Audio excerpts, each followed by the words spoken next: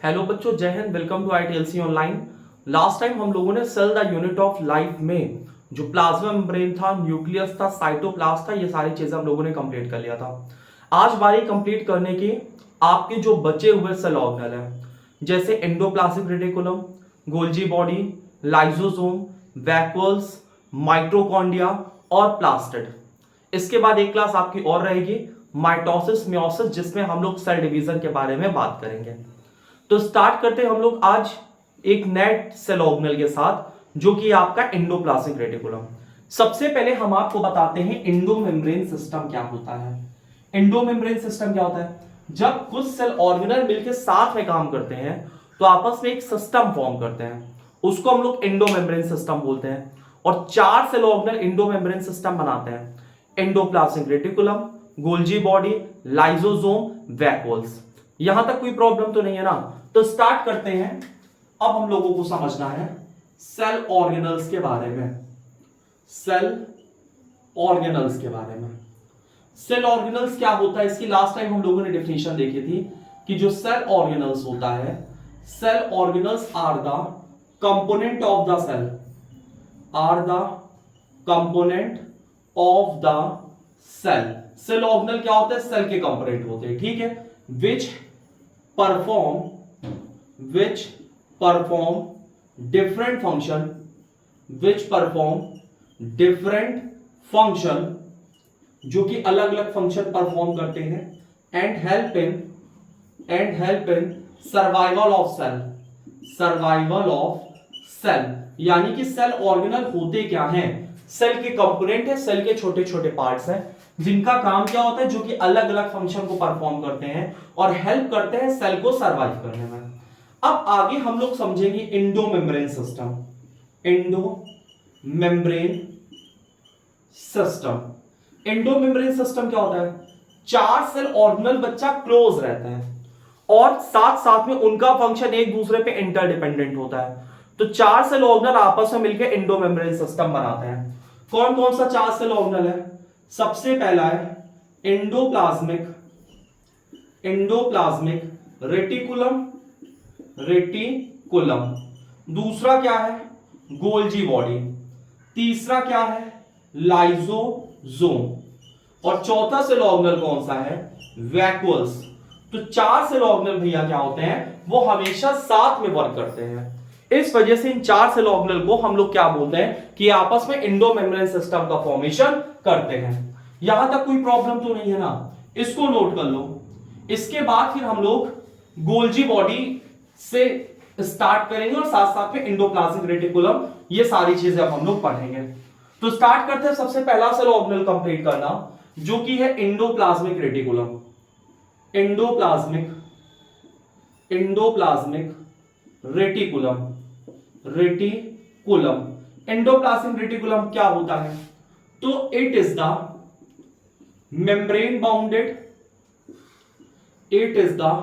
membrane bounded tube, vesicle और sheet. Endoplasmic reticulum क्या होता है? मेम्ब्रेन बाउंडेड सेल ऑर्गेनल है। कितने मेम्ब्रेन इसके चारों तरफ होती है? Single membrane bounded cell organelle है। किस फॉर्म में होता है? ट्यूब के फॉर्म में हो सकता है, वेसिकल का मतलब राउंड शेप में हो सकता है, और शीट के शेप में हो सकता है। तो जो एंडोप्लाज्मिक रेटिकुलम है एक मेम्ब्रेन बाउंडेड सेल ऑर्गेनल है, साथ साथ में इसका जो स्ट्रक्चर हो सकता है तीन तरह का हो सकता है: ट्यूब के फॉर्म में, वेसिकल के फॉर्म में, और साथ में शीट के फॉर्म में। इसके साथ में एक और इंपॉर्टेंट चीज है कि जो इसका स्ट्रक्चर है, its membrane structure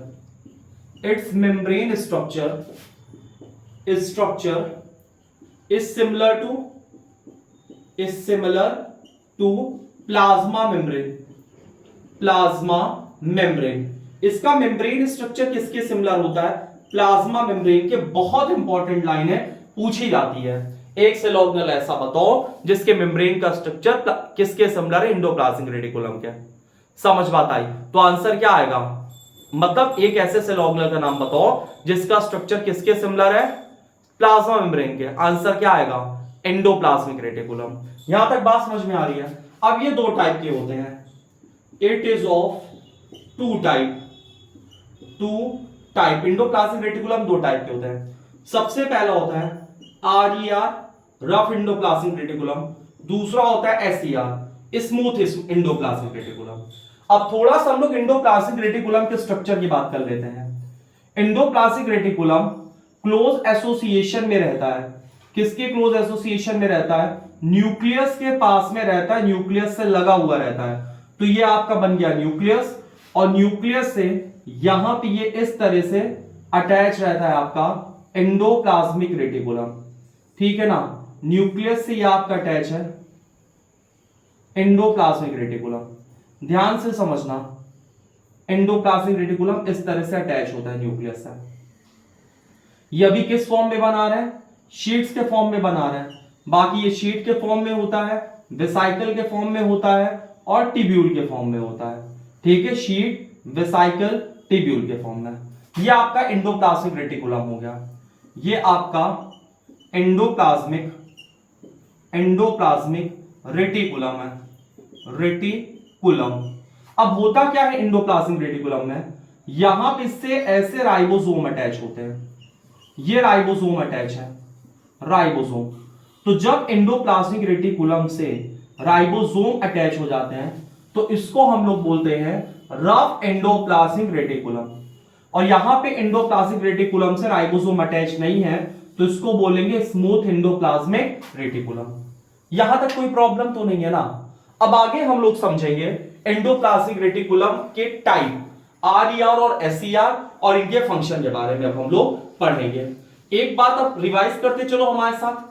endoplasmic reticulum के चारों तरफ कितनी मेम्ब्रेन होती हैं? तो सिंगल मेम्ब्रेन होती है। इसका स्ट्रक्चर किसके सिमिलर होता है? मतलब इसके मेम्ब्रेन का स्ट्रक्चर प्लाज्मा मेम्ब्रेन के सिमिलर होता है। कितने टाइप के होते हैं? दो टाइप के होते हैं, RER और SER। अब हम लोग डिटेल में पढ़ते हैं थोड़ा सा RER और SER के बारे में।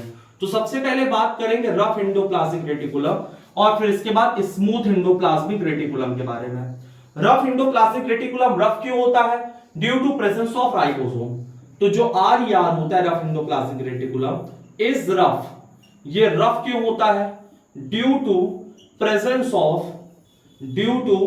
Presence of ribosome. Rough endoplasmic reticulum rough इस वजह से होता है क्योंकि इसमें क्या प्रेजेंट होते हैं? इस पे राइबोसोम प्रेजेंट होते हैं। इसके बाद एक और चीज है इसके साथ कि राइबोसोम प्रेजेंट है तो किस चीज में इन्वॉल्व होगा? Involve in synthesis of protein, involve in synthesis of protein. ये प्रोटीन बनाने के काम में आते हैं। ठीक है, और बच्चा प्रोटीन से क्या बनता है? एक बार प्रोटीन बन गई, प्रोटीन से क्या बनेगा? एंजाइम बन जाएगी। साथ साथ में प्रोटीन हमारे बॉडी बिल्डिंग में भी हेल्प करता है, बॉडी बिल्डिंग में भी हेल्प करता है। और यहां प्रोटीन बन गई, प्रोटीन से क्या बन गया? एंजाइम बन गया। एंजाइम क्या होता है? एंजाइम को बायोलॉजिकल कैटलिस्ट बोलते हैं, जो कि किसी भी रिएक्शन को हमारे बॉडी में क्या करता है? बढ़ा देता है। तो अगर हम एंजाइम की बात करें तो एंजाइम क्या होता है? Enzyme are biological catalyst. Enzyme are biological catalyst, biological catalyst which increase the rate of reaction, which increase the rate of reaction। ठीक है ना? तो अभी तक हमने क्या पढ़ा? ध्यान से समझो।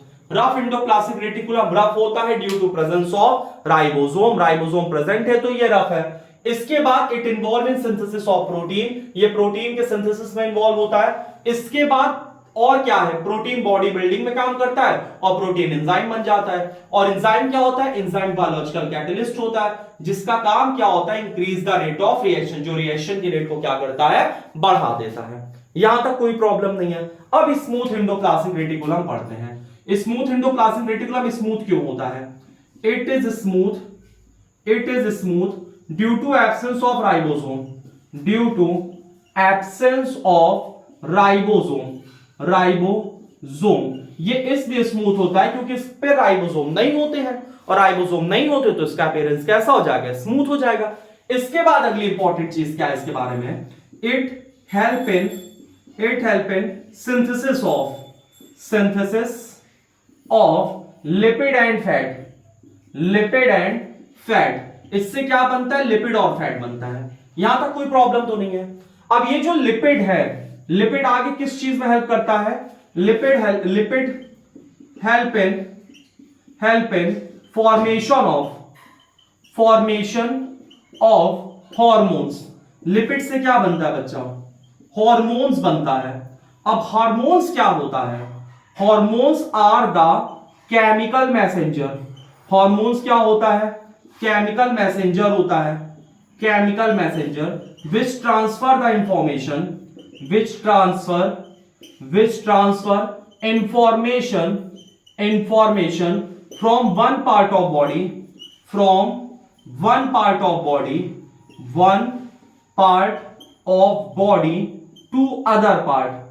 To other part. ठीक है, तो यहां तक हमने क्या समझा, फिर से समझो। स्मूथ एंडोप्लाज्मिक रेटिकुलम स्मूथ क्यों होता है? Due to absence of ribosome. इसके बाद it help in synthesis of lipid and fat. Lipid और फैट बनाने में हेल्प करता है। लिपिड क्या होता है? Lipid help in formation of hormone. Lipid से हार्मोन बनता है। हार्मोन्स क्या होते हैं? Hormones are the chemical messenger. Hormones chemical messenger होते हैं जिनका फंक्शन क्या होता है? जो इंफॉर्मेशन ट्रांसफर करते हैं बॉडी के एक पार्ट से बॉडी के दूसरे पार्ट में। यहां तक कोई प्रॉब्लम तो नहीं है। अब कौन कौन सी हार्मोन बनते हैं इसके बारे में भी हम लोग जान लेते हैं। ठीक है, तो यहां पे थोड़ा सा रफ कर रहे हैं, ये आप नोट कर लिए होंगे। ठीक है, तो यहां पे रफ कर रहे हैं, हार्मोन्स क्या है बता देते हैं, फिर आगे की बात करते हैं और फंक्शन क्या होता है इनका। हार्मोन्स में कौन कौन से बनते हैं? जैसे टेस्टोस्टेरोन, इसके साथ ईस्ट्रोजन और प्रोजेस्टेरोन। तो कुछ हार्मोन्स बनते हैं जैसे टेस्टोस्टेरोन, ईस्ट्रोजन और प्रोजेस्टेरोन। टेस्टोस्टेरोन क्या होता है? टेस्टोस्टेरोन हार्मोन मेल में पाया जाता है। मेल के अंदर मेल कैरेक्टर डेवलप करने का काम टेस्टोस्टेरोन करता है। ईस्ट्रोजन क्या होता है? ये फीमेल हार्मोन होता है। तो फीमेल के अंदर फीमेल सेक्सुअल कैरेक्टर डेवलप करने का काम कौन करता है? Female secondary sexual character oestrogen. और प्रोजेस्टेरोन बच्चा प्रेगनेंसी हार्मोन होता है जो कि इंपॉर्टेंट होता है प्रेगनेंसी को सपोर्ट करने के लिए। ठीक है, तो ये तीन तरह के हार्मोन इस तरह से बनते हैं लिपिड से। यहां तक कोई प्रॉब्लम तो नहीं है ना। एक और इंपॉर्टेंट चीज आपको बताते हैं, ये जो एंडोप्लाज्मिक रेटिकुलम होता है ना भैया, ये हेल्प करता है मेम्ब्रेन बायोजेनेसिस में। ठीक है, तो एंडोप्लाज्मिक रेटिकुलम मेम्ब्रेन बायोजेनेसिस में हेल्प करता है। मेम्ब्रेन बायोजेनेसिस क्या होती है इसके बारे में समझते हैं। तो अगला पॉइंट देखते हैं, ध्यान से देखो। Endoplasmic reticulum help in membrane biogenesis, help in membrane biogenesis. Membrane biogenesis का क्या मतलब होता है? ये हेल्प करते हैं प्लाज्मा मेम्ब्रेन को बनाने में। ठीक है ना, तो एंडोप्लाज्मिक रेटिकुलम मेम्ब्रेन बायोजेनेसिस में हेल्प करते हैं, यानी कि जो प्लाज्मा मेम्ब्रेन है, प्लाज्मा मेम्ब्रेन को बनाने में हेल्प करेंगे। कैसे करेंगे? अब आपको पता है कि लिपिड बन रही है, प्रोटीन बन रहा है, और आपकी प्लाज्मा मेम्ब्रेन किससे बनी है? फॉस्फोलिपिड से। तो ये इस तरह से मेम्ब्रेन बायोजेनेसिस में मदद करते हैं। इसके साथ और फंक्शन क्या होता है? Endoplasmic reticulum serve as transport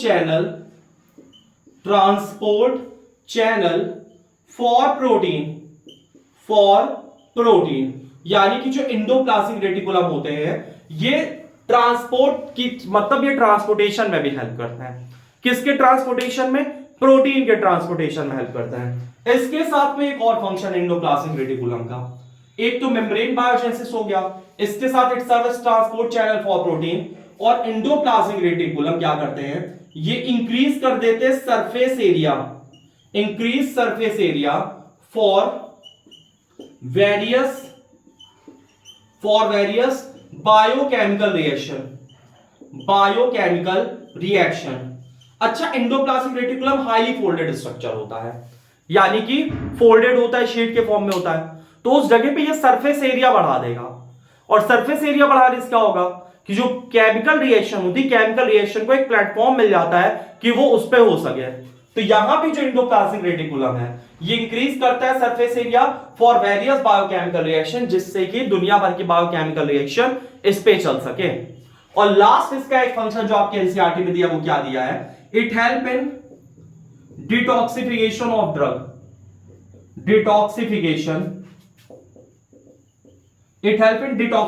of body, क्योंकि ये कहां पे प्रेजेंट रहता है? In liver. और क्या करता है? रिमूव करता है poisonous poisonous substance and drugs. और किसमें? वर्टिब्रेट्स में, वर्टिब्रेट्स में। ठीक है, तो वर्टिब्रेट्स में क्या करता है? ये डिटॉक्सिफिकेशन हेल्प करता है, यानी हमारे बॉडी को डिटॉक्स करता है। जो कुछ भी केमिकल्स हमारे बॉडी में है इसको रिमूव करने का काम करेगा एंडोप्लाज्मिक रेटिकुलम। और केमिकल्स रिमूव कौन करता है? लीवर रिमूव करता है, तो इसका ग्रेटर कंसंट्रेशन लीवर में प्रेजेंट होता है। तो लीवर की हेल्प से ये क्या करता है कि जो भी हमारे बॉडी में पॉइजनस सब्सटेंस या ड्रग्स, अब क्या तो नहीं सर हम ड्रग्स नहीं लेते, हम चरस गांजा नहीं फूकते हैं। ड्रग्स का मतलब होता है जैसे आपने कुछ मेडिसिन खाई है, अब पता चला आपने आज पैरासीटामोल खा लिया, आपको 20 दिन बाद बुखार आया, अब आप अडिग हो कि अब हम नहीं दूसरी दवा खाएंगे क्योंकि वो हमारी बॉडी में चला गया, अब हम अमर हो गए। ऐसा नहीं है, पैरासीटामोल आपका लीवर क्या करेगा? बॉडी बाहर कर देगा। आप कह दो सर हम जहर भी नहीं खाते, पॉइजन भी नहीं खाते, लेकिन आप खाना तो खाते हो, तो सर खाने में जहर डाल के खिलाया जाता है? नहीं, खाने में क्या स्थिति होती है कि जैसे बाहर पेस्टिसाइड वगैरह यूज हो रहा है तो वो भी तो पॉइजनस सब्सटेंस है आपकी बॉडी के लिए, तो उन पेस्टिसाइड्स को बॉडी के बाहर निकालने का काम कौन करता है? आपका लीवर करता है। बात समझ में आ रही है ना? यहां तक आई होप आपको चीजें समझ में आई होंगी। अगला टॉपिक हम लोग समझेंगे गोल्जी बॉडी के बारे में। तो स्टार्ट करते हैं अगला टॉपिक, गोल्जी बॉडी। एक एक चीजें बहुत ध्यान से समझते जाना। गोल्जी बॉडी के बारे में बात करते हैं। छोटा सा सेल ऑर्गेनल है गोल्जी बॉडी में, है ना? चलो, Golgi body, Golgi body, Golgi body किसने बताया था? कैमिलियो गोल्जी ने, कैमिलियो गोल्जी ने इसके बारे में बताया था। ठीक है, और इसमें होता क्या क्या है ये बताते हैं। गोल्जी बॉडी होता क्या है? It is a single membrane bounded, single membrane bounded, single membrane bounded cell organelle, cell organelle. Golgi body भी क्या है? Single membrane bounded cell organelle है। ठीक है, it is a sac like arranged, it is sac like flattened structure, it is sac like and flattened structure, flattened structure arranged parallel to each other, arranged parallel to each other in stalks called cisternae। इसका क्या मतलब है? ध्यान से देखो, Golgi body बारे में किसने बताया था? कैमिलियो गोल्जी ने। एक single membrane bounded cell organelle है, सैक लाइक होता है, ठीक है, या it is a vesicle, it is a vesicle या फ्लैटेंड स्ट्रक्चर होता है और अरेंज होता है एक दूसरे के पैरेलल, जिसको बोलते हैं सिस्टर्नी। अब इसका क्या मतलब है? ध्यान से देखो, गोल्जी बॉडी का अरेंजमेंट ना भैया कुछ इस तरह से होता है, सैक लाइक, और इसका क्या फंक्शन होता है तुमको ये बताते हैं। यहां पे ये वेसाइकल के फॉर्म में है, सैक लाइक, जबकि यहां पे ये फ्लैट हो चुका है। ठीक है, यहां पे कैसा हो चुका है? फ्लैट हो चुका है। तो ये मेम्ब्रेन बाउंडेड स्ट्रक्चर है, सिंगल मेम्ब्रेन बाउंडेड, वेसाइकल के फॉर्म में या फ्लैट स्ट्रक्चर, और इसको हम लोग क्या बोलते हैं? सिस्टर्नी। इसके ये जो एक दूसरे पैरेलल अरेंज है इसको क्या बोलेंगे? सिस्टर्नी बोलेंगे। तो गोल्जी बॉडी कैमिलियो गोल्जी ने बताया था, ठीक है, single membrane bounded cell organelle है, it is a vesicle and flattened structure, vesicle के फॉर्म में भी है और फ्लैट स्ट्रक्चर के फॉर्म में भी है, arrange parallel to each other, एक दूसरे के पैरेलल अरेंज होता है स्टॉक्स में, जिसको हम लोग क्या बोलते हैं? सिस्टर्नी बोलते हैं। यहां तक कोई प्रॉब्लम तो नहीं है। अब इसके फंक्शन की बात करते हैं कि गोल्जी बॉडी का यहां पे फंक्शन क्या होता है। चलो स्टार्ट करते हैं इसके फंक्शन के बारे में। फंक्शन, इसका फंक्शन क्या होता है? Packaging, packaging, modification, modification, packaging, modification, secretion and transportation, and transportation. तो गोल्जी बॉडी का फंक्शन क्या होता है? इसका काम होता है पैकेजिंग, मॉडिफिकेशन, ट्रांसपोर्टेशन और सिक्रीशन, ये फंक्शन होता है। यानी ये चीजों को मॉडिफाई कर देता है। अगर सिंपल शुगर है, ध्यान से देखो, सिंपल शुगर है, सिंपल शुगर, तो उसको किस में कन्वर्ट कर देगा? कॉम्प्लेक्स शुगर में, कॉम्प्लेक्स शुगर में। अगर इधर प्रोटीन है, प्रोटीन, तो प्रोटीन को किस में कन्वर्ट कर देगा? Glycoprotein, glycoprotein. अगर लिपिड है, लिपिड, तो लिपिड को किस में मॉडिफाई कर देगा? ग्लाइकोलिपिड। और ये जो गोल्जी बॉडी होता है ना, ये हमेशा एंडोप्लाज्मिक रेटिकुलम के साथ में रहता है, क्योंकि लिपिड प्रोटीन वहीं से आता है, तो उसको मॉडिफाई गोल्जी बॉडी कर देता है। तो जो गोल्जी बॉडी होता है, Golgi body, it is always present in, plus का मतलब प्रेजेंट, ठीक है, present in close association, close association with, किसके साथ रहता है? एंडोप्लाज्मिक रेटिकुलम के साथ रहता है। अब थोड़ा इसके स्ट्रक्चर की हम लोग बात कर लेते हैं। इसको बोलते हैं सिस और फॉर्मिंग फेस, और फॉर्मिंग फेस। इसको बोलते हैं ट्रांस या मैच्योरिंग फेस, ट्रांस या मैच्योरिंग फेस, ठीक है। तो इसमें दो फेज होता है, सिस या फॉर्मिंग फेस, ट्रांस या मैच्योरिंग फेस। अगर इधर से सिंपल शुगर आ रहा है, तो इधर से किसमें मॉडिफाई हो जाएगा? Complex sugar. जैसे होता नहीं कि आप लोग पार्लर गए हो, एक गेट से निकलते हो, एक गेट से जाते हो, और दूसरे गेट से ऐसा बन के आ दो भाई साहब कोई पहचानने ना पाए तुमको। यानी कि पार्लर वाले क्या करते, तुमको पैक करते, मॉडिफाई करते, सिक्रेट करके ट्रांसपोर्ट कर देते, भैया जाओ, है ना, अब बाहर जाके कह हटाओ। तो वही चीज यहां पे होता है कि अगर इधर सिंपल शुगर है तो कैसे शुगर निकलेंगे? Complex sugar. अगर यहां से ग्लाइकोप्रोटीन मतलब प्रोटीन जा रही है, तो उसको मॉडिफाई करके क्या बना देगा? ग्लाइकोप्रोटीन। इसी तरह यहां से लिपिड आ रही है, उसको मॉडिफाई करके क्या बना देगा? ग्लाइकोलिपिड। तो इसने किया क्या? इसको पैक कर दिया, मॉडिफाई कर दिया और सिक्रीट कर दिया। तो यह फंक्शन किसका होता है? गोल्जी बॉडी का। और गोल्जी बॉडी और किस चीज में हेल्प करता है? लाइसोसोम के फॉर्मेशन में हेल्प करता है। समझ बात आ रही कि नहीं आ रही है? तो लाइसोसोम फॉर्मेशन में भी गोल्जी बॉडी हेल्प करता है, वैक्यूल्स फॉर्मेशन में हेल्प करता है। तो ये सारे फंक्शन होते हैं गोल्जी बॉडी के। इसीलिए 4 सेल ऑर्गेनल साथ में रहते हैं, endoplasmic reticulum, Golgi body, lysosome, vacuole, क्योंकि इनका फंक्शन आपस में कोऑर्डिनेटेड होता है। यहां तक कोई प्रॉब्लम तो नहीं है ना? अब आगे की बात हम लोग करते हैं। गोल्जी बॉडी के बाद अगला पॉइंट, एक बार गोल्जी बॉडी को रिवीजन कर लो साथ में। गोल्जी बॉडी के बारे में किसने बताया था? कैमिलियो गोल्जी ने बताया था। कैमिलियो गोल्जी के बाद इसके बाद हमने ये पढ़ा इसका फंक्शन क्या होता है, तो पैकेजिंग, मॉडिफिकेशन एंड सिक्रीशन। इसके बाद इसका और ट्रांसपोर्टेशन में भी मदद करता है। सिंपल शुगर को कॉम्प्लेक्स शुगर में कन्वर्ट कर देगा, प्रोटीन को ग्लाइकोप्रोटीन, लिपिड को ग्लाइकोलिपिड। और इसमें दो पार्ट होते हैं, एक सिस और एक ट्रांसफेस। आई होप आपको चीजें यहां तक समझ में आई होंगे। अगला टॉपिक हम लोग पढ़ेंगे एंडोप्लाज्मिक रेटिकुलम और गोल्जी बॉडी के बाद लाइसोसोम। लाइसोसोम ये भी क्या होता है? It is single membrane, it is single membrane bounded cell organelle, single membrane bounded cell organelle, cell organelle. ये भी क्या होता है? Single membrane bounded cell organelle होता है लाइसोसोम। ये करता क्या है? It keep the cell clean, it keep the cell clean. ये सेल को क्या रखता है? क्लीन करके रखता है, एकदम से साफ सुथरा करके रखता है, ठीक है।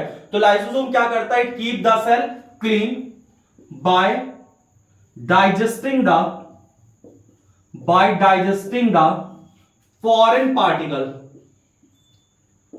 Foreign particle. ये क्या करता है? जो भी फॉरेन पार्टिकल होते हैं उनको डाइजेस्ट करके सेल को साफ सुथरा रखता है। जैसे कोई बैक्टीरिया वगैरह आ गया, ठीक है, कोई वायरस आ गया, तो गोल्जी बॉडी लाइसोसोम क्या करता है? उसको निपटा देता है। अब लाइसोसोम ऐसा करने कैसे पाता है, यानी सेल को साफ कैसे करने पाता है? इसके पास कुछ तो ऐसा होता होगा। तो लाइसोसोम के पास क्या होता है? Lysosome have powerful hydrolytic enzyme, hydrolytic enzyme. इसके पास इंपॉर्टेंट हाइड्रोलिटिक एंजाइम होती है, जिस वजह से सारी चीजें डाइजेस्ट करने पाता है। और इसकी एंजाइम बनती कहां पे, रफ एंडोप्लाज्मिक रेटिकुलम। तो लाइसोसोम है powerful hydrolytic enzyme formed by कौन बनाता है, रफ एंडोप्लाज्मिक रेटिकुलम। यहां तक कोई प्रॉब्लम तो नहीं है। फिर से समझो लाइसोसोम के बारे में। लाइसोसोम होता क्या है, it is single membrane bounded cell organelle, ऐसा सेल ऑर्गेनेल जिसके चारों तरफ एक ही मेम्ब्रेन होती है। It keep the cell clean, cell को साफ सुथरा रखता है by digesting the foreign particle, जो भी बाहर के पार्टिकल उसको डाइजेस्ट कर देगा, जैसे बैक्टीरिया और वायरस को। लाइसोसोम है पावरफुल हाइड्रोलिटिक एंजाइम, इनके पास एक पावरफुल हाइड्रोलिटिक एंजाइम होती है form by rough endoplasmic reticulum, जो कि किससे फॉर्म होती है, रफ एंडोप्लाज्मिक रेटिकुलम से फॉर्म होती है। यहां तक कोई प्रॉब्लम तो नहीं है ना। अब एक पॉइंट और समझते हैं इसके बारे में, जो कि इसका मतलब टैग लाइन है, किसको, सुसाइड बैग कहते हैं सेल का। तो जो लाइसोसोम होता है, ऐसे गोल्जी बॉडी को ट्रैफिक पुलिस कहते हैं, लेकिन ये सब फर्जी चीजें आजकल पूछा नहीं जाता, लेकिन लाइसोसोम इंपॉर्टेंट है। Lysosome is known as suicide bag of the cell. Lysosome को suicide bag of the cell कहते हैं। क्यों कहते हैं, because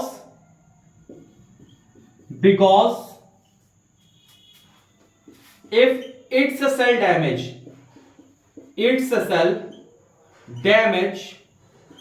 then it burst and its enzyme digest its own cell। इसका क्या मतलब है, लाइसोसोम को suicide bag of the cell कहते हैं। क्यों कहते हैं सुसाइड बैग, क्योंकि इफ इट्स सेल डैमेज, अगर इसी की सेल डैमेज हो जाती है तो लाइसोसोम खुद ही ब्रश कर जाएगा और अपनी सेल को डाइजेस्ट करके बैठ जाएगा। इस वजह से लाइसोसोम को क्या हम लोग बोलते हैं, suicide bag of the cell. यहां तक कोई प्रॉब्लम तो नहीं है। एक पॉइंट आपको गोल्जी बॉडी में बताना भूल गया था बच्चा, ब्लैक रिएक्शन। ठीक है, ब्लैक रिएक्शन क्या होता है, ब्लैक रिएक्शन कैमिलियो गोल्जी ने ही एक मेथड निकाला था जिससे कि हम सेल्स को स्टेन करते हैं सिल्वर नाइट्रेट की मदद से। ठीक है, तो ब्लैक रिएक्शन थोड़ा सा जो एनसीईआरटी में मोर टू नो है उसमें देख लेना। ब्लैक रिएक्शन क्या होती है, ब्लैक रिएक्शन ऐसी रिएक्शन है जिसमें मतलब एक मेथड है जिससे कि जो भी हमारी सेल है, जैसे नर्व सेल हो गई या और सेल के पार्ट्स हो गए, उनको हम लोग स्टेन करते हैं सिल्वर नाइट्रेट की मदद से। यहां तक क्लियर है ना, तो वो ब्लैक रिएक्शन दिया गया, उसको वहां से देख लेना। अब लास्ट टॉपिक हम लोग समझेंगे आज का, वैक्यूल्स क्या होता है, वैक्यूल्स के बारे में समझते हैं। तो वैक्यूल्स भी क्या है, it is a single membrane bounded cell organelle.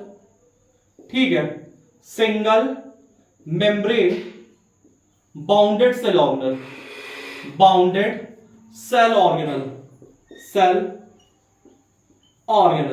Vacuole भी single membrane bounded cell organelle है।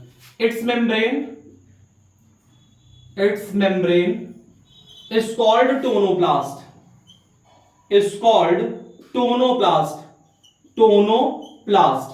वैक्यूल की जो मेम्ब्रेन होती है सिंगल मेम्ब्रेन, उस सिंगल मेम्ब्रेन को हम लोग क्या बोलते हैं, टोनोप्लास्ट। बहुत इंपॉर्टेंट है, पूछा जाता है।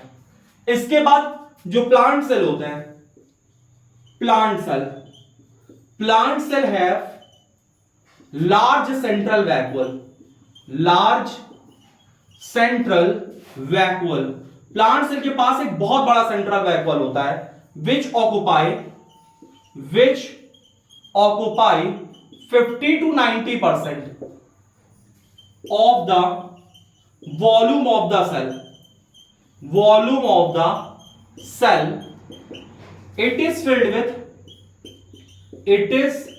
filled with cell sap, जो कि सेल सैप से भरा रहता है।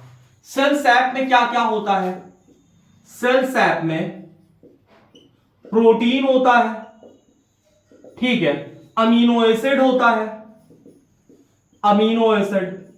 शुगर होता है, कुछ मिनरल्स होते हैं। तो ये सारी चीजें सेल सैप में भरा होता है, वैक्यूल्स के अंदर भरा होता है। और जब इतनी चीजें भरी रहती है तो ये सेल का रिजिडिटी और टर्बिडिटी मेंटेन करने में मदद करता है, यानी सेल का शेप वगैरह मेंटेन करने में मदद करता है और सेल को रिजिड रखता है। तो जो वैक्यूल होता है, वाला क्वेश्चन यूपी पीसीएस में पूछा गया है कि जो वैक्यूल्स होता है, vacuoles help in maintenance of rigidity and turbidity of the cell. तो वैक्यूल क्या करता है, ये हेल्प करता है मेंटेन करने में रिजिडिटी और टर्बिडिटी ऑफ द सेल। और एक और इंपॉर्टेंट चीज वैक्यूल के बारे में आपके एनसीईआरटी में नहीं है कि vacuoles store the substance against concentration gradient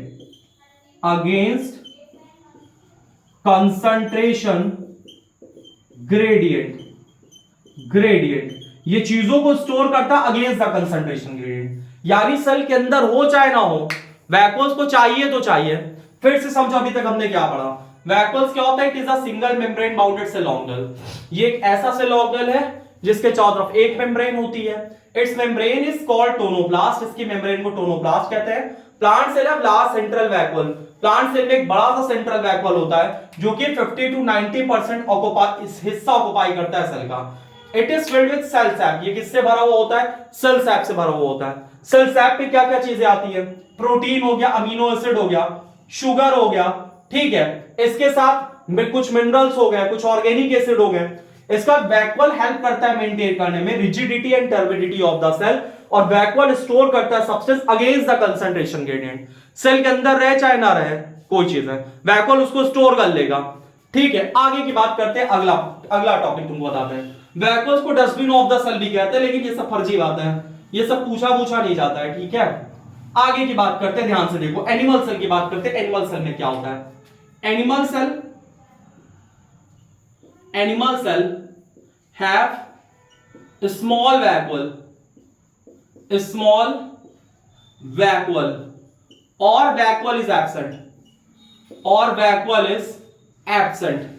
animal cell में स्मॉल वैक्यूल होता है या वैक्यूल ही नहीं होता। अब क्या अमीबा में वैक्यूल होता है, अमीबा भैया वैक्यूल होता है, दो वैक्यूल होता है, एक फूड वैक्यूल, एक कॉन्ट्रैक्टाइल वैक्यूल।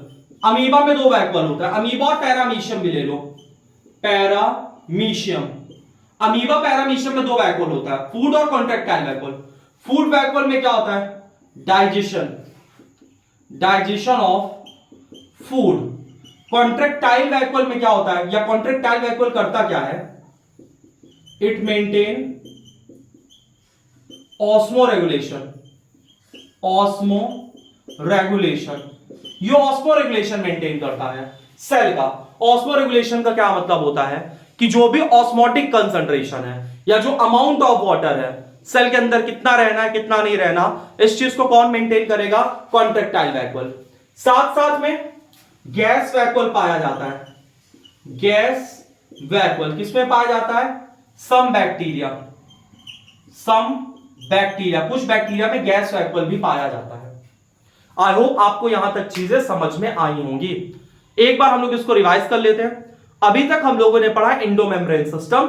एंडोमेम्ब्रेन सिस्टम में 4 सेल ऑर्गेनेल आते हैं, endoplasmic reticulum, Golgi body, lysosome, vacuole. इनको एंडोमेम्ब्रेन सिस्टम क्यों कहते हैं, क्योंकि इनका फंक्शन आपस में कोऑर्डिनेटेड होता है। इसके बाद जो एंडोप्लाज्मिक रेटिकुलम होता है, ये दो टाइप के होते हैं, आर और एसईआर। रफ वाला रफ होता है due to presence of ribosome, smooth वाला स्मूथ होता है क्योंकि राइबोसोम एब्सेंट होता है। राइबोसोम क्या करता है, प्रोटीन बनाता है, प्रोटीन से हम लोग एंजाइम बना लेते हैं। और एंजाइम क्या होता है, एंजाइम बायोलॉजिकल कैटलिस्ट होता है जो कि रिएक्शन के रेट को बढ़ा देता है। जबकि स्मूथ एंडोप्लाज्मिक रेटिकुलम जो होता है, ये लिपिड फैट बनाने में काम करता है। लिपिड क्या करता है, हमारे बॉडी में हार्मोन बनाता है जैसे एस्ट्रोजन, टेस्टोस्टेरोन, प्रोजेस्टेरोन।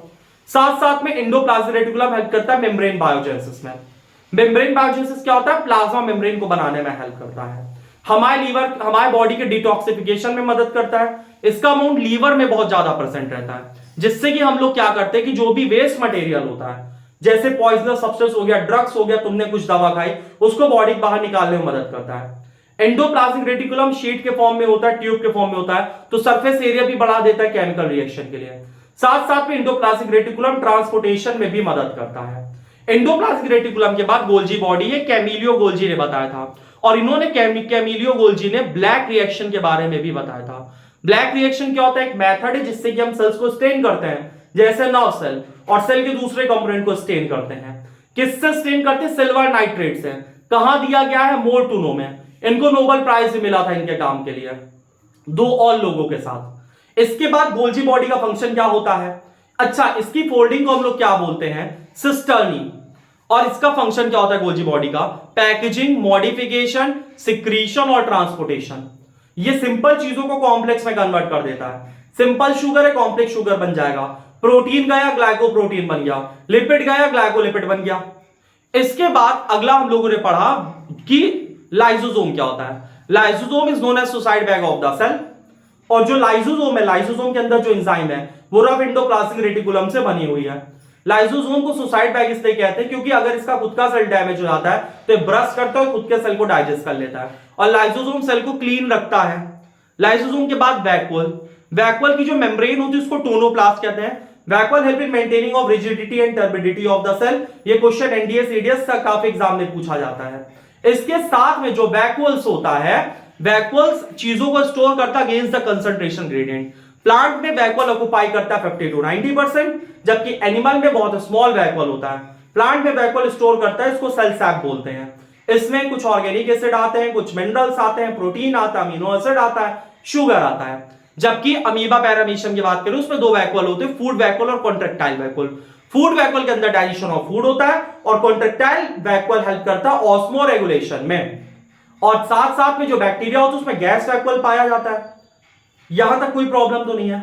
आज की क्लास हम लोग इतनी करते हैं, मिलते हैं नेक्स्ट क्लास में। तब तक के लिए जय हिंद।